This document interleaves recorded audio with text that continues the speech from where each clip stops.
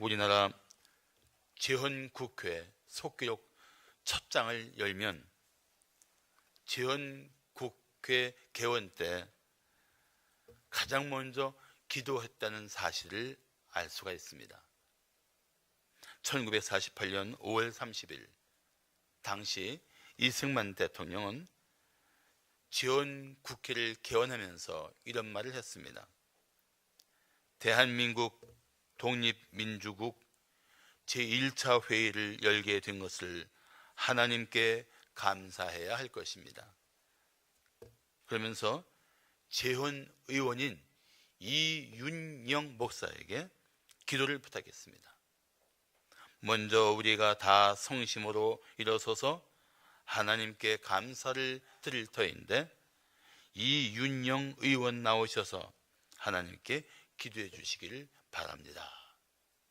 그래서 이윤영 목사께서 나와서 기도했습니다. 우주와 만물을 창조하시고 인간의 역사를 섭리하시는 하나님, 이 민족을 돌아보시고 이 땅을 축복하셔서 감사에 넘치는 오늘이 있게 하심을 주님께 저희들은 성심으로 감사하나이다. 오랜 시일 동안 이 민족의 고통과 호소를 들으시사 정의의 칼을 빼서 일제 폭력을 굽히시고 하나님은 이제 세계 만방의 양심을 움직이시고 또한 우리 민족의 염원을 들으심으로 이 기쁜 역사적 환희의 날을 이 시간에 우리에게 오게 하심을 하나님의 섭리가 세계 만방에 성취하신 것으로 저희들은 믿나이다. 하나님이시여 이로부터 남북이 둘로 갈려진 이 민족의 어려운 고통과 수치를 신원하여 주시고 우리 민족, 우리 동포가 손을 같이 잡고 웃으며 노래 부르는 날이 우리 앞에 속히 오기를 기도하나이다. 이게 제헌국회 첫날에 개원하는 날에 이윤영 목사께서 기도하신 기도 내용입니다. 사랑하는 성도 여러분, 이렇듯이 우리 조국의 해방과 제헌국회 시작하면서 또 목사가 기도하면서 헌법을 만들었던 사실들은 우리 국민의 역사 속에 하나님이 때마다 놀라운 은혜를 베풀어 주신 확실한 증거입니다. 이후에도 동족 상잔이었던 그 6.25 전쟁의 폐허에서 다시 우리 민족을 일으켜주시고 군사 독재 정권 이어지는 상황에서 민주화를 허락하시고 오늘까지 우리나라를 세계 경제 대국 10대 대국 중에 하나로 이끌어주신 이 모든 것의 배후에는 우리 민족을 향한 하나님의 은혜가 있었다고 믿습니다. 우리는 정말 가장 절망적인 자리에서도 일어선 나라요, 가장 막막한 상황에서도 꿈을 꾸고 일어섰던 민족임을 잊지 말아야 할 것입니다. 최근에 최순실이라는 한 여인이 박근혜 대통령을 뒤에서 조종하다시피 하면서 우리나라를 큰 혼란에 빠뜨렸습니다. 우리나라가 다시 극복해야 할 또 하나의 위기를 맞이한 것입니다. 그렇지만 우리 그리스도인들은 이런 문제 앞에 직면할 때 먼저 하나님을 찾아야 합니다. 그리고 하나님의 뜻을 따라서 하나씩 풀어나가야 합니다. 기도하면서 구체적인 대안도 제시해야 합니다. 나라를 혼란에 빠뜨리려는 자들을 경계할 뿐 아니라 진실로 나라를 사랑하는 사람들과 뜻을 모아야 합니다. 물론 누구보다도 이 문제의 핵심에 있는 박근혜 대통령의 용단이 필요합니다. 자신도 성역 없이 조사를 받아야 합니다. 나라를 위해서 어떤 희생도 감수해야 할 것입니다. 우리는 지난날 절망적인 상황들을 모두 이겨낸 또 그렇게 이기도록 도와주신 하나님의 은혜 가운데 살고 있는 나라입니다. 기가 막힌 우리 지금의 현실을 보면서도 우리가 낙심하지 않고 할 일이 있습니다. 하나님께 나와 기도하는 것입니다. 기도만 하는 것이 아닙니다. 기도하면서 나라를 바르게 회복할 수 있도록 우리는 힘을 모아야 할 것입니다. 자, 나라를 위해 어떻게 기도해야 할까요? 첫째, 조국의 참담함을 아파하며 기도할 때입니다. 느헤미야는 아닥사스다 왕의 별장인 수상궁에 있었습니다. 그의 직함은 술 맡은 관원장이지만 오늘날로 말하면 경호실장급입니다. 아주 요직이 있었던 사람입니다. 그런 느헤미야에게 고국에서 동생 하나니와 두어 사람이 찾아왔습니다. 그리고 그들에게서 조국의 비참한 실상을 듣습니다. 참 기가 막힌 일이었습니다. 그래서 느헤미야는 그 조국의 비참함을 들으면서 큰 슬픔을 끌어안고 하나님 앞으로 나옵니다. 그리고 금식하며 기도합니다. 나는 이 조국의 비참함을, 이 조국의 참담함을 인해서 슬픔 중에 있었던 이 느헤미야가 무엇을 했는가 하는 이 사실이 우리에게 좋은 모델이 되고 있다고 생각합니다. 조국의 참담함을 보면서 탄식하기 전에, 낙심하기 전에, 누군가를 정죄하고 공격하기 전에 이 문제로부터 우리를 건지실 수 있는 오직 한 분 하나님 앞에 나와 슬퍼하는 중에도 기도하며 하나님을 의지하는 것입니다. 오늘 3절과 4절은 말씀하기를 그들이 내게 이르되 사로잡힘을 면하고 남아있는 자들이 그 지방 거기에서 큰 환난을 당하고 능욕을 받으며 예루살렘 성은 허물어지고 성문들은 불탔다 하는지라고 합니다.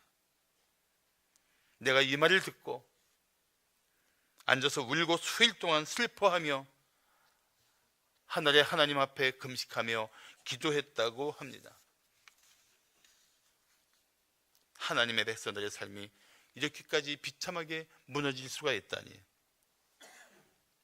느헤미야의 마음은 참 기가 막혔을 것입니다. 이렇게까지 몰락할 줄 몰랐기에 느헤미야의 마음은 더 무너져 내렸을 것입니다.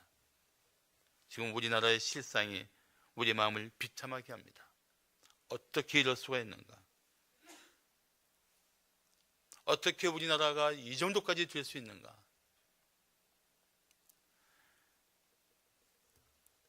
그 상황에서 느헤미야는 그 당시에 정복자인 가장 강대국 아닥사스다 왕의 가장 가까운 권세를 가진 사람이었지만 자기 힘으로, 자기가 가진 능력으로 무엇을 하기 전에 그런 슬픔을 끌어안고 먼저 하나님 앞에 나왔습니다.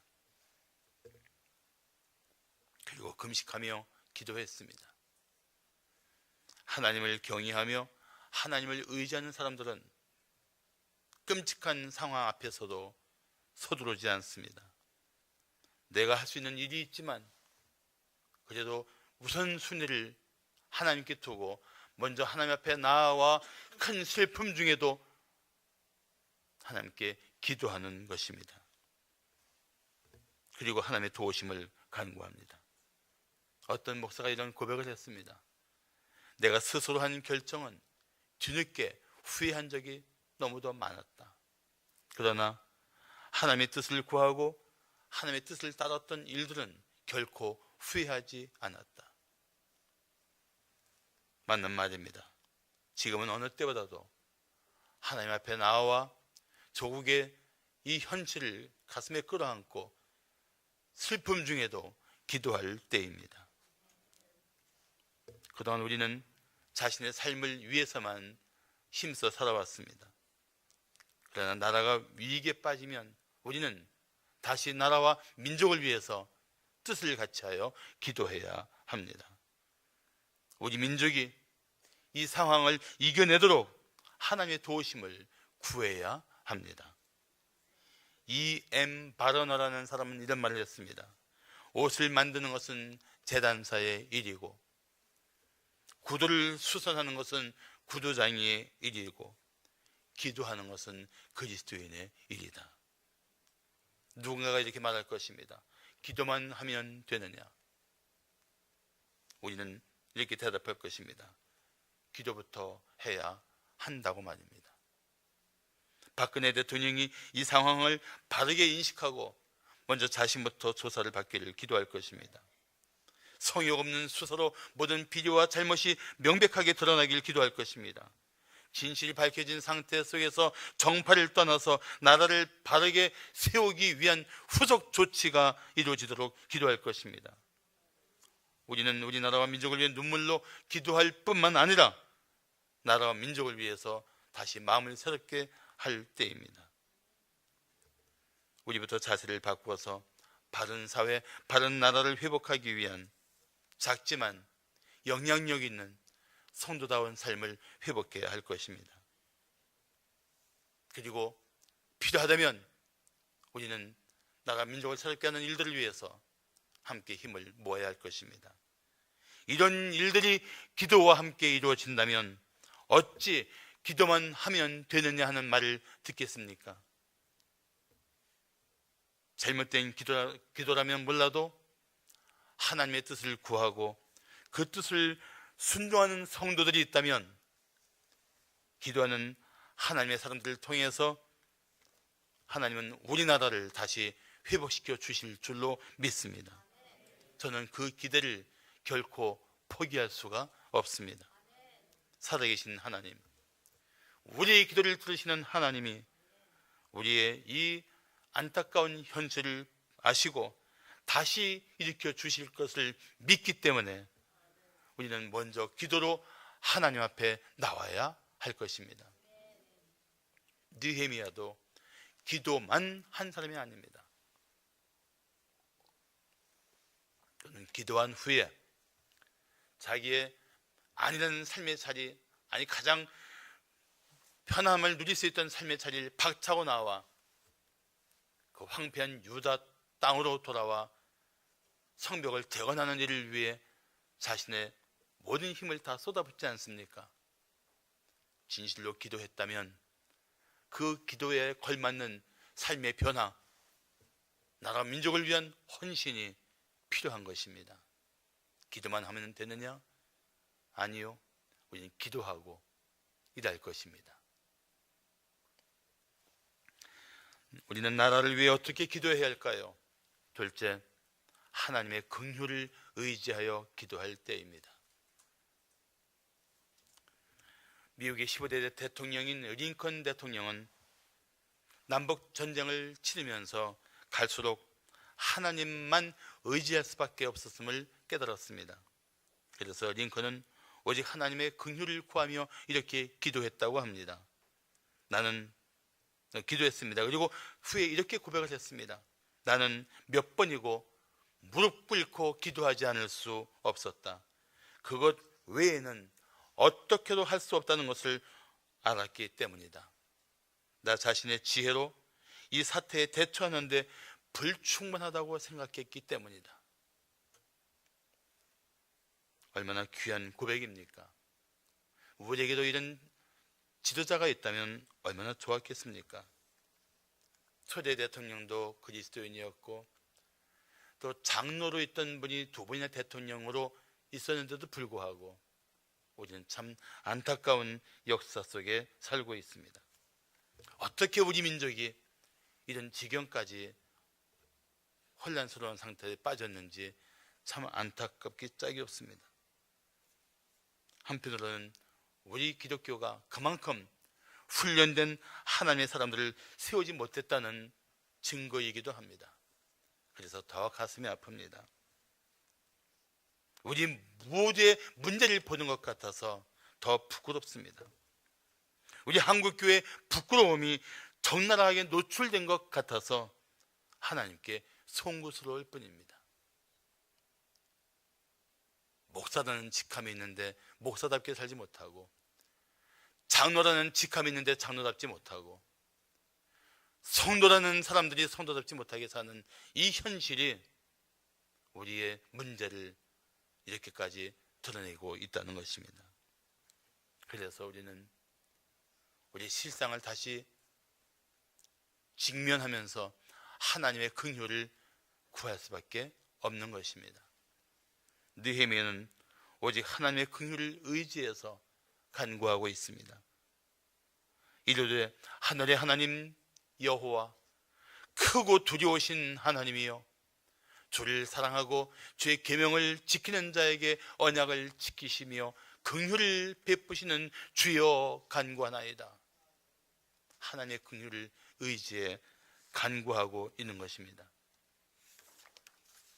우리도 하나님의 긍휼을 의지하여 이렇게 부르짖어 기도할 때입니다. 주님, 우리를 불쌍히 여겨 주시옵소서. 주님, 우리 민족을 불쌍히 여겨 주시옵소서. 미국이 점점 기독교 정신을 잃어버려 간다 할지라도 여전히 미국의 모든 것을 지탱하는 뿌리에는 기독교 정신이 있습니다. 미국 대통령이 머무는 백악관은 제2대 대통령인 존 애덤스의 임기 중에 완공되었습니다. 존 애덤스 대통령은 6대에 이어져 내려오는 믿음의 집안에서 자랐고, 그는 누구나가 인정하는 독실한 그리스도인이었습니다. 존 애덤스는 항상 예수님이라면 어떻게 하셨을까 물으며 살았다고 합니다. 독립된 지 얼마 안 된 나라와 아직도 어려운 정치 상황을 가슴에 안고 기도했던 존 애덤스 대통령은 이런 기도를 했습니다. 그 백악관을 지으면서 한 기도인데, 오 하나님, 천국의 복을 이 건물에 내려주시기를 기도합니다. 오로지 진실하고 지혜로운 사람만이 이곳에서 나라를 위한 일을 할 수 있게 해 주시옵소서. 존 애덤스 대통령의 이 기도문은 그의 신앙과 인품에 감동을 받았던 루즈벨트 대통령이 자신의 임기 중에 그 백악관 안에 있는 식당에 이 기도문을 벽에 새기게 했다고 합니다. 이런 것들을 볼 때마다 참 부럽습니다. 알고 보면 우리가 좋은 지도자를 뽑지 못한 것은 우리의 문제이기도 합니다. 국민의 수준만큼 지도자를 뽑을 수 없다는 정치적인 견해도 있습니다. 한편으로는 지금도 우리나라를 이끌어갈 좋은 지도자가 보이지 않는다는 것이 더 답답할 때가 있습니다. 하나님의 은총이 없이는 우리가 다시 일어설 것 같지 않습니다. 그래서 우리는 하나님 앞에 나와 하나님의 긍휼을 구해야 합니다. 다니엘도 민족의 황폐함을 보면서 이런 기도를 했습니다. 나의 하나님이여, 귀를 기울여 들으시며 눈을 떠서 우리의 황폐한 상황과 주의 이름으로 일컫는 성을 보옵소서. 우리가 주 앞에 간구하옵는 것은 우리의 공의를 의지하여 하는 것이 아니요 주의 큰 긍휼을 의지하여 함이니이다. 주의 긍휼을 의지하여 기도할 수밖에 없는 우리들의 실상을 우리는 알아야 합니다. 우리가 하나님 앞에 내세울 것이 무엇입니까? 사실 아무것도 없습니다. 그렇다면 우리는 하나님의 긍휼을 의지하며 간구해야 마땅하지 않겠습니까? 마지막으로 우리는 나라를 위해 어떻게 기도해야 할까요? 셋째, 우리의 죄악을 자복하며 기도할 때입니다. 2차 세계대전에 패망하고 천황이 항복을 선포했을 때 일본은 극심한 절망감에 빠져들었습니다. 재벌과 군벌이 천황의 눈과 귀를 가로막고 벌인 죄악인데 전쟁 후에 아무도 책임을 지려고 하지 않았습니다. 그때 당시 총리였던 히가시코니 노미야가 이런 말을 했습니다. 군부와 공무원, 민간인들 모두가 하나가 되어 철저한 자기 반성과 참회를 해야만 한다. 나는 이렇게 일본인들의 집단적 참회야말로 이 나라가 부활로 가는 첫걸음, 이 나라에 다시 총알을 가져오는 첫걸음이 될 것이라고 믿는다. 역사는 항상 다음 세대에 교훈을 남겨주고 있습니다. 깨닫는 백성들에게는 소망이 있지만 역사를 통해서도 깨닫지 못하는 백성들은 똑같은 일을 반복하게 되어 있습니다. 한 나라의 심각한 문제는 당사자는 물론 책임을 져야 하지만 때로는 국가적인 참회가 필요합니다. 저는 이제 이 시대, 이때가 국가적인 참회가 필요한 때라고 생각합니다. 특별히 한국 교회의 마음을 찢는 참회가 필요한 때라고 생각합니다. 상황의 심각성을 안다면 누구도 피하러 가지 말아야 됩니다. 거짓의 가면을 쓰고 숨지 말아야 합니다. 적당히 남에게 책임을 물리고 자기는 빠져나가려는 그러한 시도는 아예 할 생각도 하지 말아야 합니다. 진실을 밝히고 문제를 풀고 그리고 다시 새로운 역사를 펼쳐 나갈 수 있도록 힘써야 합니다. 특히 대통령에 관계된 사건은 더욱 진실을 밝혀야 합니다. 그것은 단순히 문제를 푸는 것이 아니라 국가의 수준을 회복시키는 일이요, 국민의 역량을 다시 끌어올리는 기기가 되기 때문입니다. 특히 책임 있는 자리에 있는 사람들이 앞장서서 통일하는 자세를 보여야 합니다. 저는 한국교회가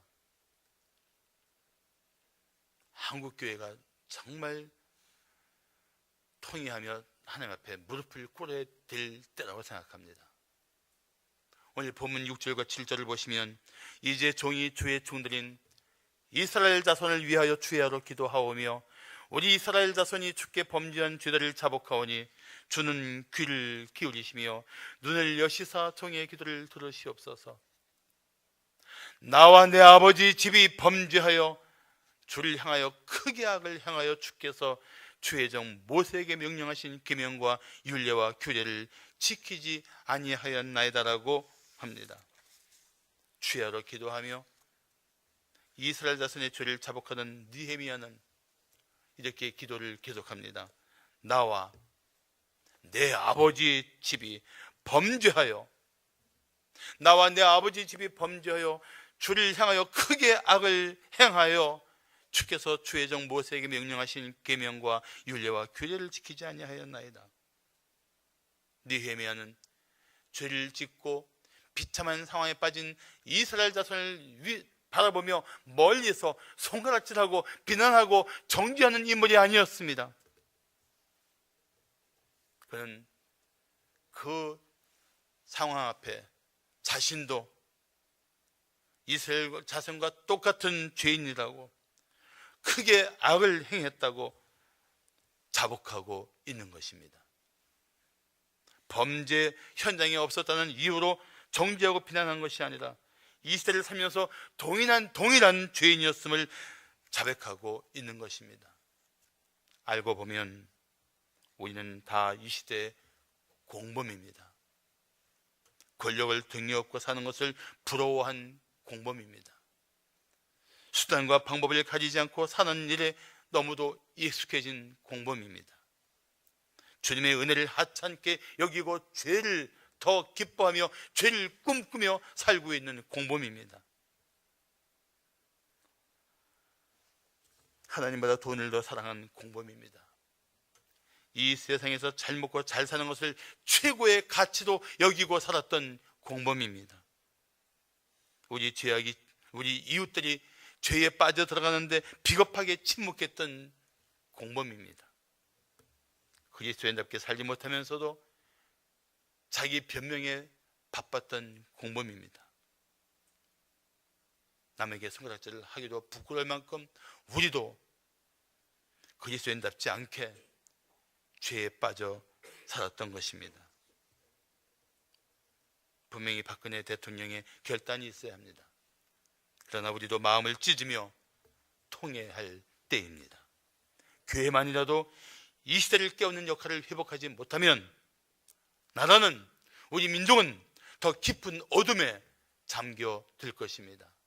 그러나 교회가 영적인 각성을 하고 이 시대를 깨우는 역할을 회복한다면 우리 민족은 다시 새로운 소망을 붙들고 일어서게 될 줄로 믿습니다.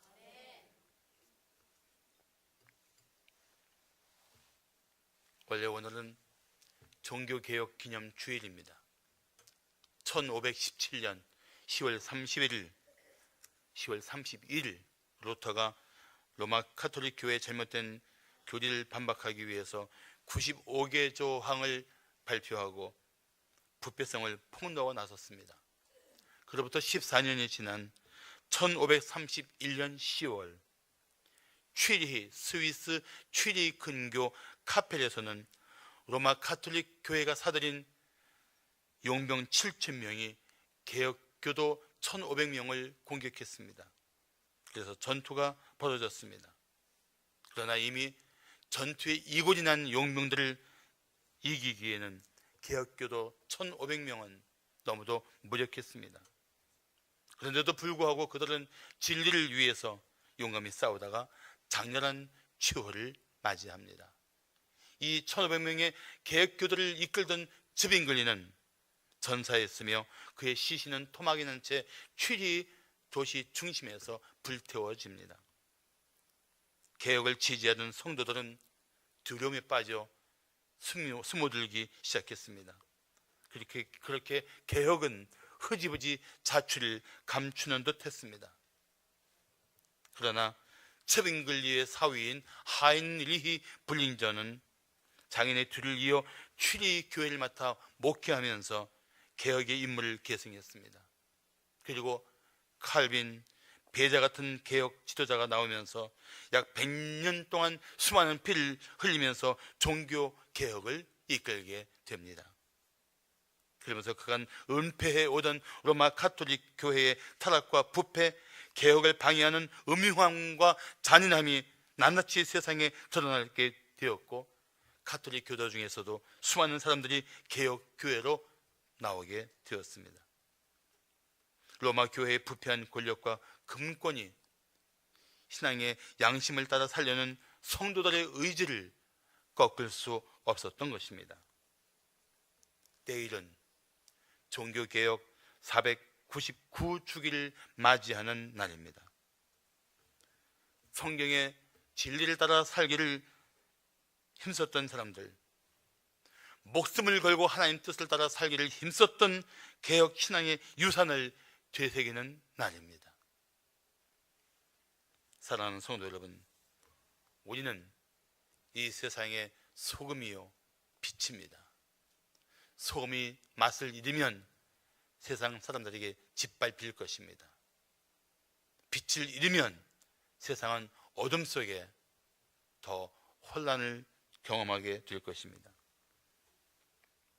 이제 우리는 다시 뜻을 모아 먼저 조국의 현실과 우리 민족의 고통을 가슴에 끌어안고 하나님 앞에 나와 기도할 때입니다. 박근혜 대통령이 국민 앞에 진실을 밝히고 사과하도록 기도해야 합니다. 여야가 한 마음으로 나라와 민족을 위한 내각을 이루어 이 난관을 극복하도록 기도해야 합니다. 나라를 혼란에 빠뜨리려는 자들에게서 지켜달라고 기도해야 합니다. 우리 민족에게 좋은 지도자를 세워달라고 기도해야 합니다. 한국교회가 바른 역할을 회복하도록 기도해야 합니다. 또는 우리가 이 세상에서 성도답게 살게 해달라고 기도해야 합니다. 그러면서 우리는 마침내 하나님이 우리 민족 위에 자비와 긍휼을 베풀어 주시고 우리 민족을 회복시켜 주시는 은혜를 기대해야 할 것입니다. 우리는 마음에 품고 이렇게 기도하며 다시 삶의 현장으로 나가야 될 것입니다. 오 하나님, 우리나라, 우리 민족을 불쌍히 여겨 주시옵소서. 기도하겠습니다.